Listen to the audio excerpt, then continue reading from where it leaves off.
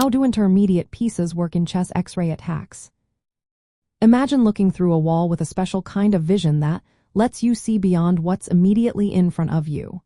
That's what an Xray attack in chess is like. It's a clever way to threaten a piece or square behind another piece, as if you're seeing through it. The secret to this tactic is understanding how intermediate pieces play their part. These are the pieces that sit between your attacking piece and the target you want to threaten or defend. In a typical Xray attack, 3 pieces line up along a straight line. This could be a row, a column, or a diagonal. The first is the attacking piece, like a rook, bishop, or queen. The second is the intermediate piece, which might belong to your opponent or even be your own piece. The third is the target piece or square you want to influence. The key point is that the attacking piece's line of sight is blocked by the intermediate piece. But if that intermediate piece moves or is captured, the attack suddenly becomes direct and powerful. Think of it like a flashlight shining through a thin curtain. When the curtain is in place, the light is blocked. But if you move the curtain aside, the light hits its target directly. The intermediate piece acts as that curtain, temporarily hiding the threat. This setup allows the attacking piece to exert influence over a distant target without directly touching it. It's especially effective with long-range pieces like rooks, bishops, and queens because they can control many squares for beyond the obstacle.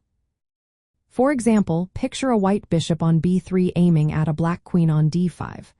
The bishop's line is blocked by a black queen on d5, but if the queen moves away, the bishop can then threaten a black rook on a8 behind it. Here, the queen is the intermediate piece.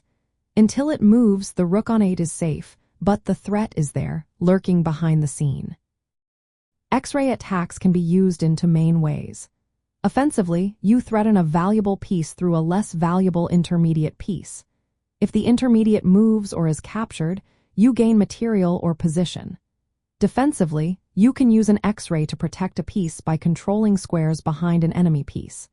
If the enemy captures the defended piece, you can recapture, turning their attack into a disadvantage for them. This tactic is different from pins and skewers, although they are related. In a pin, a less valuable piece is stuck in front of a more valuable one, and moving it costs the more valuable piece. In a skewer, a more valuable piece is in front, and moving it exposes a lesser piece behind it to capture.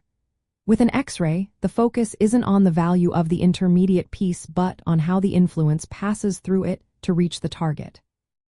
Recognizing Xray opportunities requires sharp eyes and good calculation. Look for aligned pieces, especially when one is blocking the line between two others. Think about what happens if the intermediate piece moves or is captured. These moves can open up powerful threats or defenses. Practicing puzzles that involve Xray tactics helps improve your ability to spot these hidden chances. In summary, intermediate pieces act as shields or conduits in Xray attacks.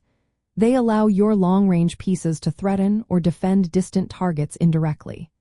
Mastering this tactic can turn quiet positions into sharp, winning opportunities. It's all about seeing the board differently and understanding how influence can pass through pieces, not just directly to them.